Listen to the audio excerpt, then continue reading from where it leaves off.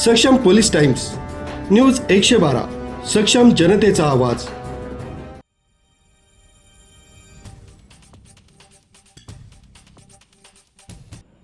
वाडा तालुक्यातील केळीचा पाडा इथं आज एका भरधाव मालवाहू हायवा ट्रकचा भीषण अपघात झालाय। चालकाचा वाहनावरील ताबा सुटल्यानं हा अवजड हायवा थेट रस्त्याच्या कडेला उलटलाय। या घटनेमुळे परिसरात एकच खळबळ उडाली आहे। अवजड वाहनांच्या वाढत्या दहशतीचा प्रश्न पुन्हा एकदा ऐरणीवर आलाय। अपघात इतका भीषण होता की हायवा उलटल्यानंतर तो थेट एक जवळच असलेल्या एका घरावर कोसळणार होता।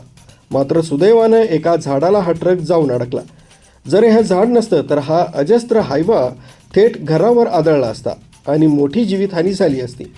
या अपघातात हायवाचं मोठ्या प्रमाणात नुकसान झालं असून घराचंही मोठं नुकसान झालंय। पालघर जिल्ह्यात सध्या सुरू असलेल्या प्रकल्पांसाठी खाणींतून मोठ्या प्रमाणात गौण खनिजांची वाहतूक होत आहे। मात्र ग्रामीण भागातील अरुंद रस्त्यांवरून ही ओव्हरलोड वाहनं यमदूतासारखी धावत आहेत। ही वाहनं वेगानं जात असताना रस्त्यावर खडी आणि वाळू सांडते, त्यामुळे दुचाकी स्वारांचेही अपघात होण्याचं प्रमाण वाढलंय। अशा बेजबाबदार आणि ओव्हरलोड वाहतुकीवर कोणाचंही नियंत्रण नसल्यानं नागरिकांमध्ये तीव्र संताप व्यक्त होतोय।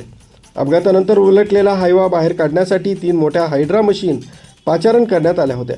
या मोहिमेदरम्यान रस्त्याच्या दोन्ही बाजूला वाहनांच्या लांबच लांब रांगा लागल्या होत्या आणि प्रवाशांना प्रचंड मनस्ताप सहन करावा लागला। या अपघातात कोणतीही जीवितहानी झाली नसली तरी आणखी किती बळी गेल्यानंतर प्रशासन या अवजड वाहतुकीला लगाम घालणार, असा संतप्त सवाल वाडावासीय विचारित आहेत। न्यूज ब्युरो, सक्षम पोलीस टाइम्स, न्यूज 112, नाशिक।